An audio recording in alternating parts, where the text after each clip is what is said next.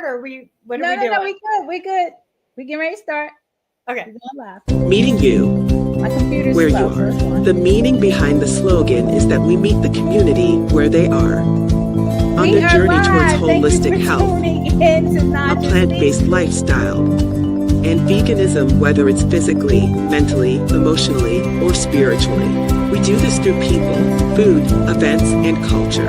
Our 6 pillars are birth, eating, education, empowerment, enlightenment, and events. We are Black Veg Society.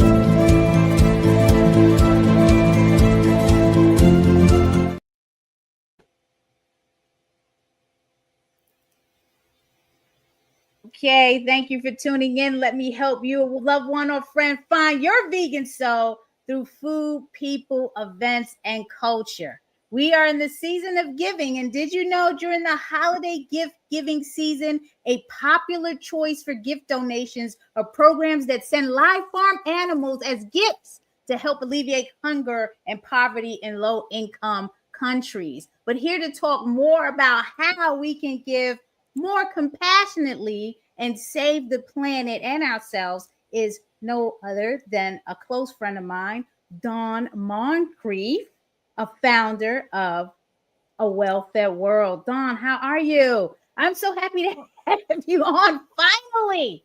I know, finally. It's so wonderful to be here, but I mean the timing is perfect. So that's great. It is. Talk to us. What is Plants-4-HUNGER? Tell us about this. All right. Well, this is a campaign. I started it as an education campaign back in the late 90s when there was barely even an internet. It was just a little web page. But then around 2009, I'd already been working in the nonprofit community. I was able to spin it off to be its own program as opposed to just a little part of other programs. So as a lot of your listeners probably know, the main reasons a lot of people are plant-based is because of their health, and the animals and the environment. But a fourth part of that is global food security. And it usually gets a little bit of mention, but we're one of the few organizations that really leads with global food security. And we're a facilitator. So I like to joke, but it's not a joke. I'm like, I don't cook the food. I don't distribute the food. I don't grow it, but we write about it. I present about it, and then we raise money. And we give it to our network. So we know just amazing groups on the ground. A lot of them, Naijha, and then we facilitate the funding to get to the groups who are doing the work in their own communities. We don't tell people how to do it. I don't know how to do it, but we find the groups that are doing the work. They're doing it well, but they don't have access to, like, U.S. donors in particular. As a U.S.-based organization, we have a lot of people who want to be able to give to low-income countries and communities. We also help groups in the U.S., as you know. And this is just a great way to do it. And we give for the Plants-4-HUNGER campaign that you're on that page right now, we give 100%. So, we raise our money for our organization separately. People can give where needed most. It comes to us, but they can give to Plants-4-HUNGER. We send it all. And I'm like, we're great because they're great, So it helps that it's not like, hey, just give us money for the holidays. Like, we're going to give it all away. And as we're going to talk about, we're partnering with Black Veg Society to promote this organization that I just joined the board of that's amazing in Africa, Malnutrition Matters. And even if you hover over that donate bar at the very top, you can see that it'll pull down one of the options is the Africa Soy Project. So you have to hit the designation drop down to see it. Okay. When it pulls up, but anyway, yeah, we can talk more about it. I'll stop there. But yeah, hit that little button where needed most, and you'll see it drop down, and it'll show the Africa Soy Project. Oh, there we go. Yes. Black Veg Society is partnering with A Well-Fed World on this initiative. Dawn, I have to tell you, and if folks don't know, Dawn and A Well-Fed World were instrumental in getting Black Veg Society off the ground. And I was looking for my little applause button so I and give a hand for that, because had it not been for your organization, I don't know where we would be today. So we definitely are so grateful and so appreciative of the support that you've given us over the 10 years. So yes, we are partnering in this. You taught me about the global hunger impact of the vegan movement, why people should go vegan. And this is important because it impacts Black and brown people mostly, right? Unfortunately, yes. Yes, that is the race and gender overlap with hunger and poverty globally is extremely pronounced, and with women and girls also. Anytime there's scarcity, women and girls are going to be even further impacted. So yes. I'm listening to the things that are going on in Sudan and all around the world. Like you said, women and girls. It's just unfortunate. So folks, you got to give today. The ticker is running on the bottom. So the website is there, welfareworld.org, no-animal-gifts. What? And they can hit any button. If they even just go to the main website, that I have it on the main donate button, it'll pull up as an option. And we're going to see everything that comes through that's designated. So we'll let you know, what the total is. So you can, give some shout outs if you want, or just, let folks know it makes a difference. I'm definitely going to give. I always give. Why is the work that A Well-Fed World does so important? Please talk to us about that. Like, people they don't even know. I mean, I have you on our Black Veg Society page, folks. You can go there and click on Earth, the Earth. And your page pops up. Why is your work so important, Dawn? Well, like I just said, I mean, we're important because of the groups we're facilitating. Black Veg Society is a great example, right? You just start out, you've got the heart, you've got all the tools it takes, but really just, could use a little bit of help with a little bit of funding and maybe some infrastructure. And then look at what you created. I mean, that's not me, but look, I know great people doing great work, and a little bit of funding, a little bit of support can just do wonders. And we get a lot of folks. I mean, again, your members are going to be very plant-based leaning and stuff, but even non-plant-based folks love this project because like Heifer International and some of the other animal giftings, they're very expensive. It's kind of misleading. On that page, you can also link to the harms of animal gifting in particular. They're very endearing, right? You see these cute children hugging these animals, but what they don't tell you, it's still a slaughter industry at its core. It's very misleading, but it's also misleading that when people say buy a goat, you're not buying a goat for a family, not even a little bit. Like, it's a fund, but they will have in the small print that it can be used anywhere. It can be redirected to high salaries, high fundraising. Heifer International CEO makes over $400,000 a year. Their fundraising budget is $38 million. $38 million.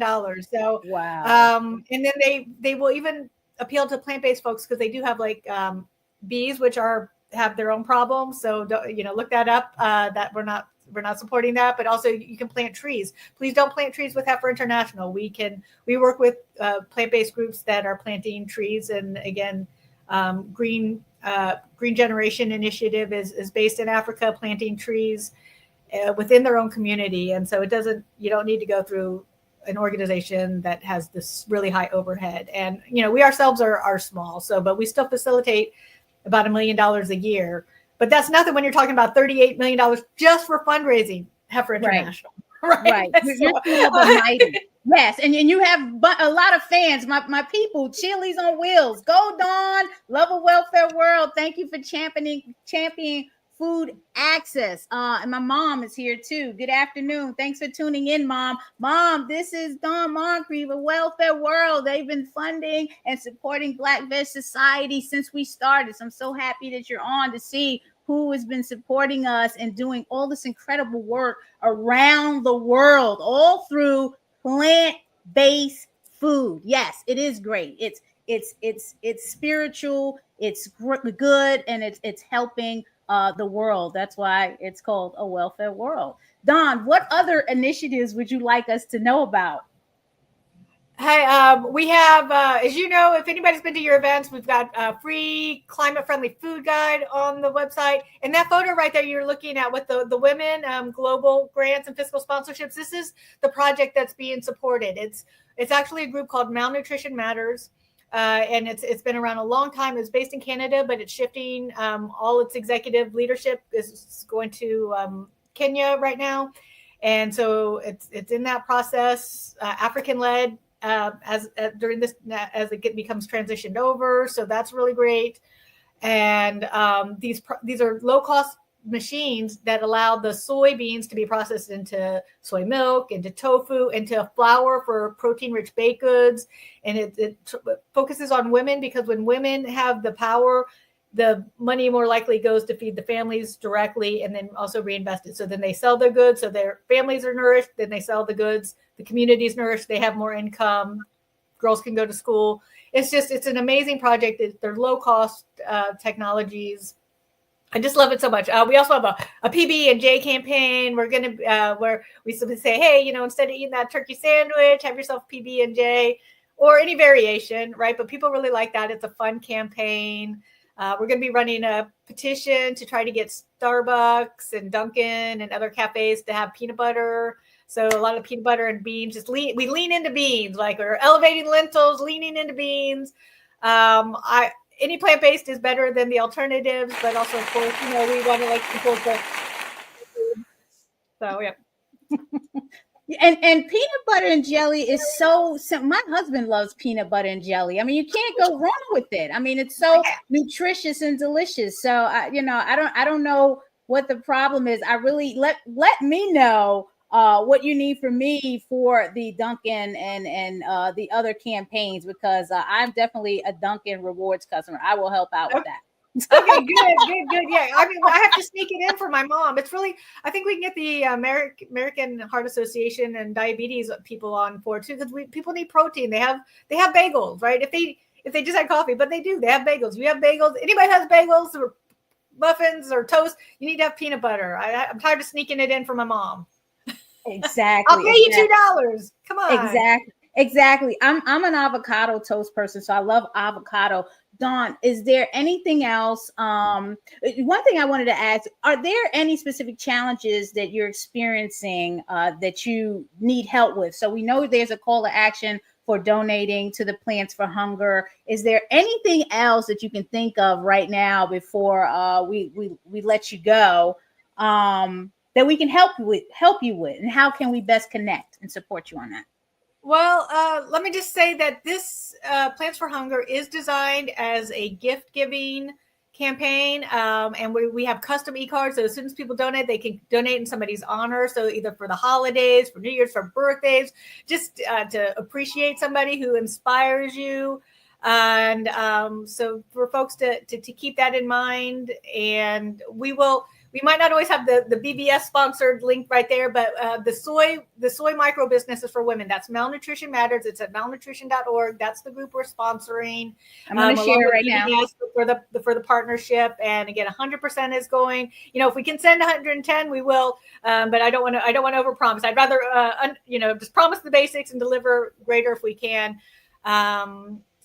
We're just so thrilled to be in touch and finally be here. And I guess I'll let people know. So the way it impacts global hunger, just really briefly, is that, animals eat much more food than they produce. And so when you do that, you're requiring more global resources, and that puts upward pressure on prices. So it's not quite the same as maybe when we were kids. They're like, hey, you have to eat all that because somebody's hungry somewhere else in the world, right? But all that inefficiency, if you care about food waste, why does food waste matter? For the same reason food waste matter, eating animal products mattered, because it's really inefficient. It's basically a form of food waste, since it's not needed, that animals are eating all this food. And it's even much greater for folks in your listenership who know that they might know 16-1, that like cows eat 16 pounds of grain to produce 1 pound of beef. That's very common in the veg community. It's actually more like 25-1. And we have that information on our website, awfw.org or wellfedworld.org under feed ratios. And so what that means is if somebody's eating a hamburger patty, just a small one, just a 100 calorie hamburger patty, beef patty, 25-to-1 ratio means that cow ate 2,500 calories to produce that one little 100-calorie patty, and that's enough calories to feed an adult active male. So I mean, it's a lot of waste and putting all that strain on the global food system. Even if you think, oh, it's scarcity, not distribution, or it's distribution, not scarcity. It's not that simple. It puts upward pressure, and we bid food away from the poorest of the poor. We did it during the Ethiopian famine. I was so shocked in the 80s I was really shaped by that. And then I found out, that's actually a common practice where low-income countries, food insecure countries, will export food to be used as animal livestock feed for wealthier populations. And I learned that through you. You did a presentation at the Baltimore Ethical Society here some years ago, where you taught, and that was the next thing that I learned. I said, "Oh my goodness!" Like I have the spirit here, because if people don't know, then this is why you have the consumption and the lack of understanding what's really going on in the world economy. So Dawn, I really appreciate you coming on. Folks, Black Veg Society is partnering with A Welfare World on the Plants for Hunger initiative. Please go to, I had the website here where it is, awelfareworld.org/no-animal-gifts. Give to A Welfare World, select the soy African Soy Project. Yep. It'll say BVS on it. And anywhere on our website, they'll find it. So they can just get to it easily. Don't worry about a long URL. Y'all will find it. It's on the navigation and we'll bar. Share that all around. How long is the campaign going on? Is it during the month of December? Plants for Hunger is year round. It just kicks into high gear for December for obvious reasons. And we're going to keep the BBS link up at least through the weekend. So I love it. Folks, please show your support. Dawn, how can they connect with you directly if they need to? Is it just the information's on the website. Just my name, Dawn, at awfw.org. Our phone number, all that information on the website. We don't keep you at bay. There's a contact thing. It'll have our phone number that goes right to me. There's our emails there. Yeah.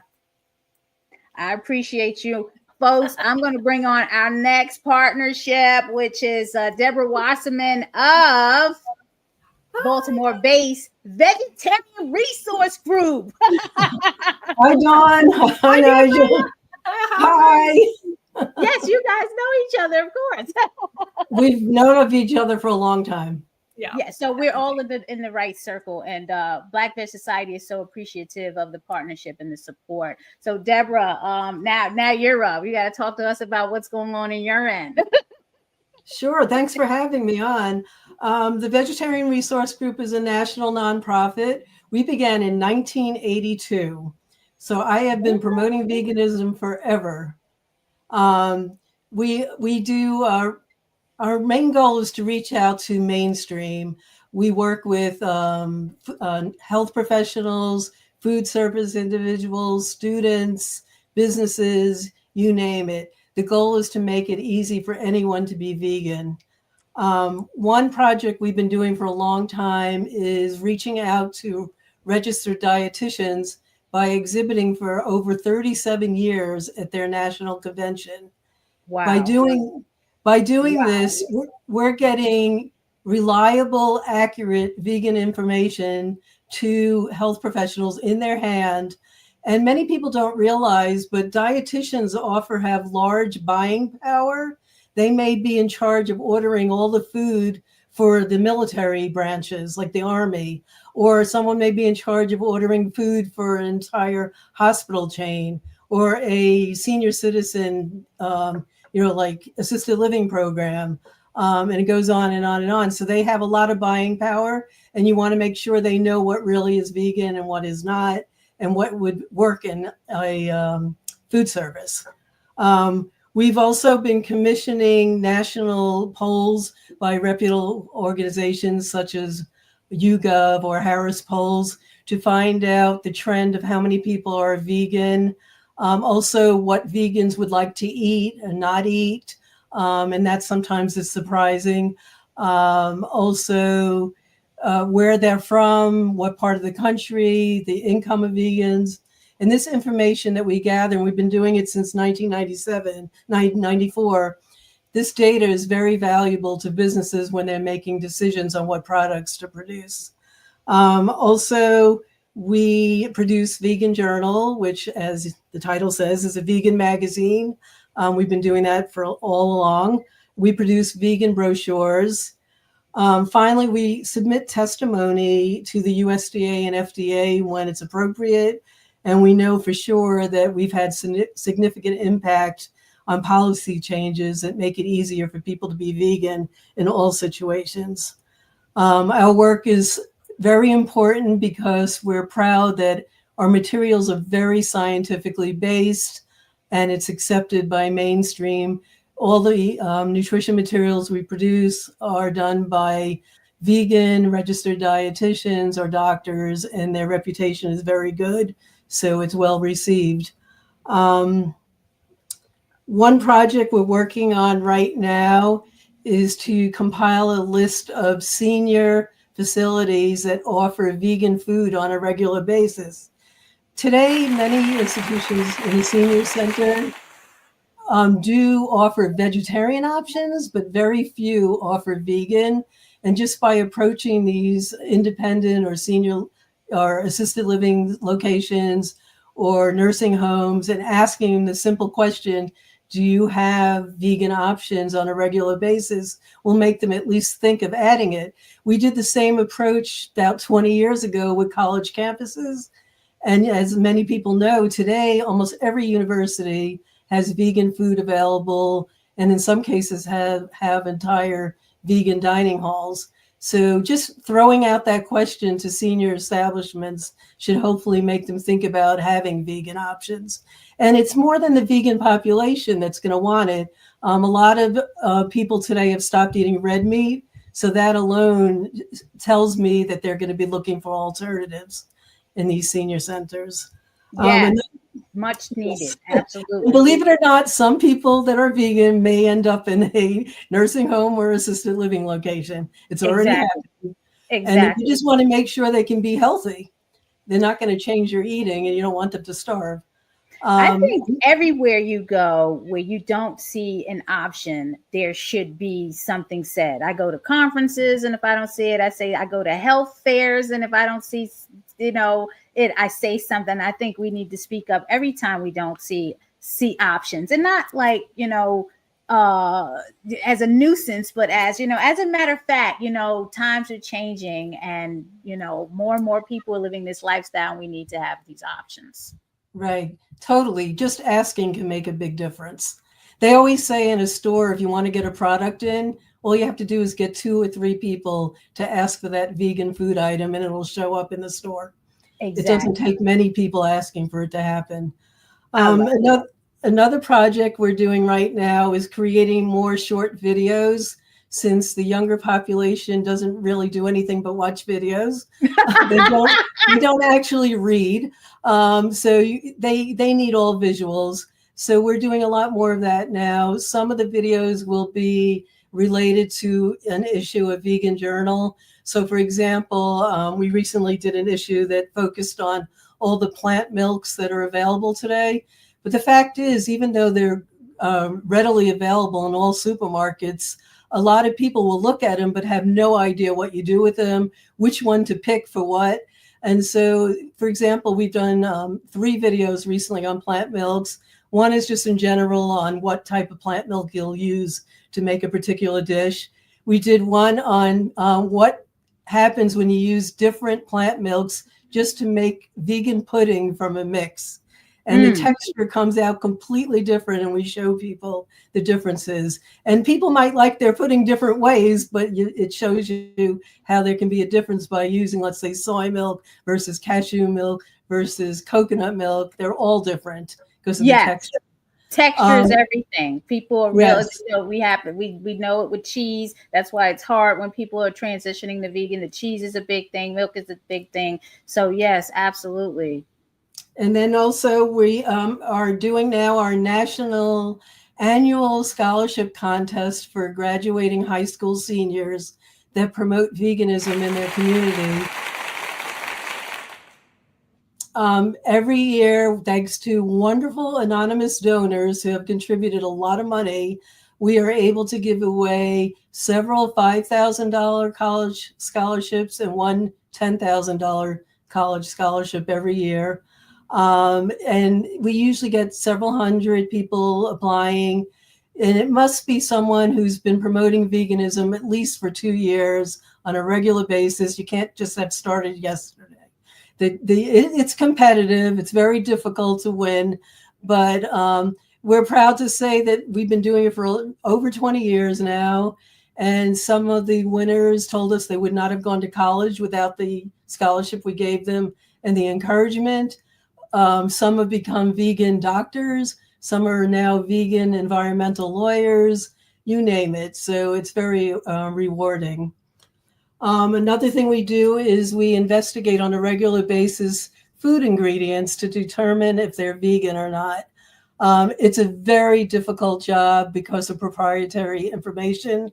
The woman in our organization who researches this has a strong science background, so she can ask enough questions to figure out whether an item is vegan or not. She also goes to the sources of who's actually manufacturing that ingredient. And all that information is on our website, vrg.org, and it's a food ingredient guide, and you can find it on our website. So when you go to the supermarket and look at the label and you have no idea what all those long words mean, this will help you a lot. Let's see, we've been helping other groups on a regular basis. For example, we've worked with you, Naijha. Yes, giving out all the journals and the pamphlets. I love the Save the Water and the Vegan Diet in a Nutshell and the vegan. Let me tell you something, we can't keep those journals stocked. It's the same like the climate friendly food guide. Like folks just take that stuff. They love it.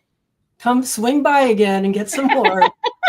But we've been doing this all along because we started as a small local nonprofit and know how difficult it is to have the money to produce your own materials.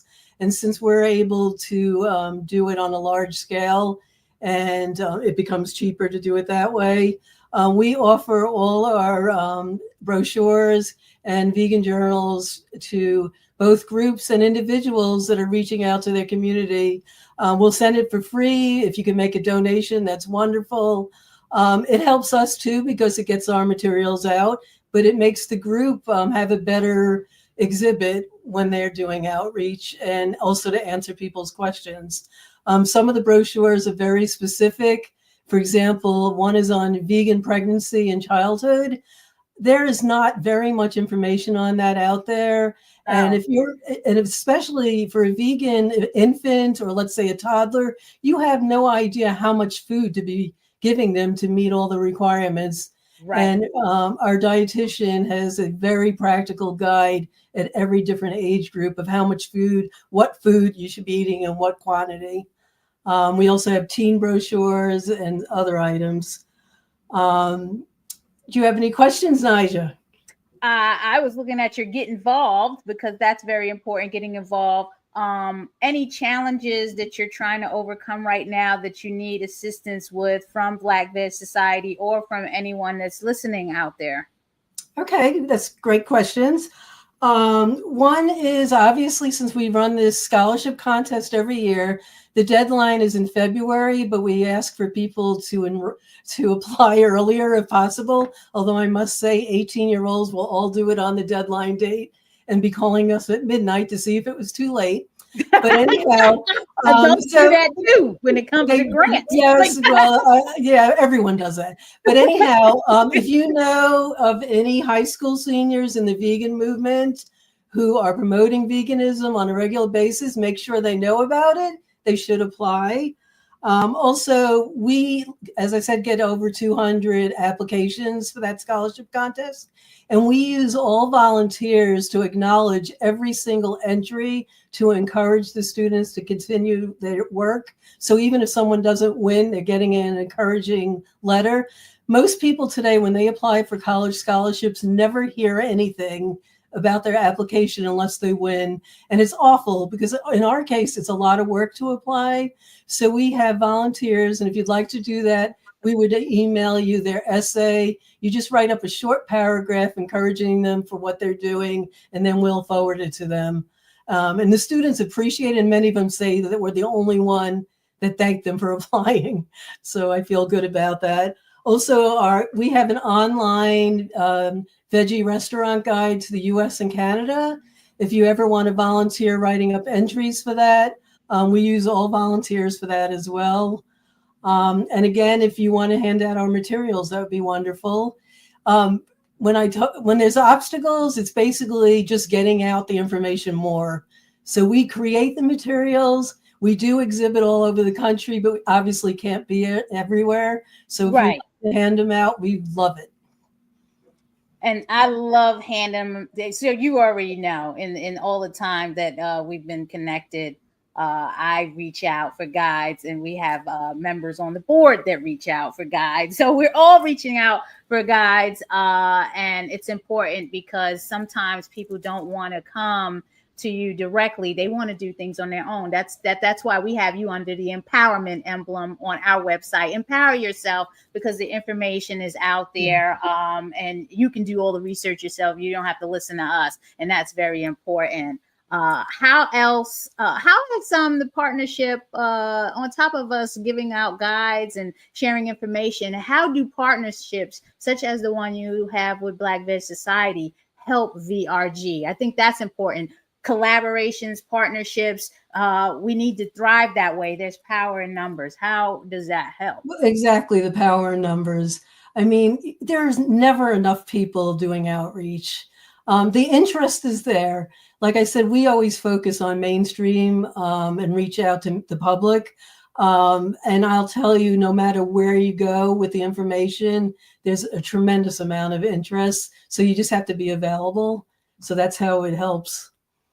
You know, it feels like it's my birthday today. I've never had Dawn on. I've never had you on, Debra. So this, I'm happy. I already got my gift. Yes, and it finally worked. How can people best get in contact with you at VRG, Debra? Anything else you want to say before we Sure. Well, first go to our website, vrg.org. We have a wonderful Facebook, Instagram. We have a blog. All previous issues of Vegan Journal are available for free on our website. So you could just go there. We just give out. We do so much original research in these publications. $3.99. And you could Google. There's an index. I mean, not Google. Look up in our index any topic. For example, if you have 1 million tomatoes during the summer and don't know what to do with them, just Google it and recipes would come up. If you don't know what to feed a senior citizen who's vegan, just Google that on our site and you'll get the information. And you can email us at vrg@vrg.org.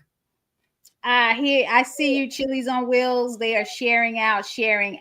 Very important, because they deal with the youth steering committee over at the Friends of the Earth. And if you haven't heard of the initiative there, the Plant Power School Meals Coalition, which Black Veg Society is a founding member of. So, you know, that is near and dear to our heart. And we love to share that information, people that need to join that coalition. It's been a pleasure. I appreciate y'all. If I don't see you face to face, here is my happy holidays and Merry Christmas, Happy Hanukkah, Kwanzaa, all of that, and a very blessed, safe, and joyful New Year. And I will see you then. To you too. Thank you, Dawn. Thank you, Debra. Have a good one. Thanks, everyone. Share out. Don't forget, donate. Meeting you where you are. The meaning behind the slogan is that we meet the community where they are. On their journey towards holistic health, a plant-based lifestyle, and veganism, whether it's physically, mentally, emotionally, or spiritually. We do this through people, food, events, and culture. Our 6 pillars are birth, eating, education, empowerment, enlightenment, and events. We are Black Veg Society.